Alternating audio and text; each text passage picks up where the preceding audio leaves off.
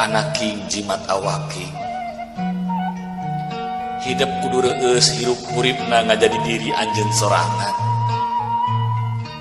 Raksa pariksa amara hidup nu ngabalukarkeun kaduhung teu magih tungtung. Jalanan hirup ku handap asor ka papada manusia. Jaga jeung riksa sarupaning anu dipiboga ku hidup. Panon dina nempokna, ceuli dina dedengeanana, letah tina ucapanana, leungeun tina cacabakanana, suku tina lalampahanana. Jaga riksa lengkah paripolah tinu hal anu mata keraheut kana manah batur. Ngarah hidup hirup loba dulur akur jeung salembur. Anaking ulah poho, jaga riksa kaluhungan alam dunia. Da Gusti anu Maha Suci nyiptakeun alam dunia teh pikeun diropea istoningkeun kahirupan hidup jeung papada umatna. Anaking jimat awaking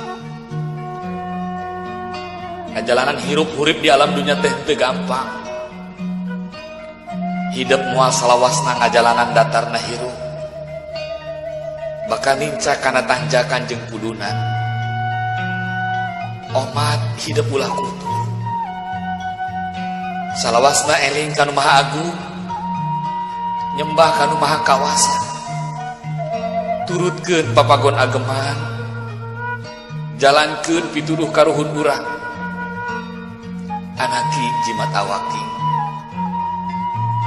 dina unggal renghap nu jadi indung bapa kaluar doa anu mustajab pikeun anak-anak nangara hirup pinanggih jeung kabagjaan. Kajebaran pikeun pipekeleun dina ngoni ngajalanan sagara kahirupan di alam dunya.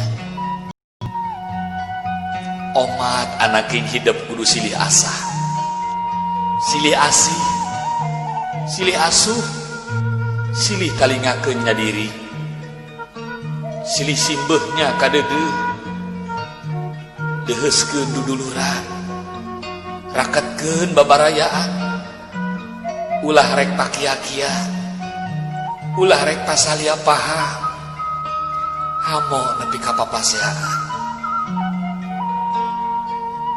Anaking jimat awaking omat ieu pupujuh keur hirup hurip hidup salawasna. Bral anaking jalanan hirup hurip hidup sugan jeung sugan hidup bisa ngajadikeun diri hidup jadi manusia anu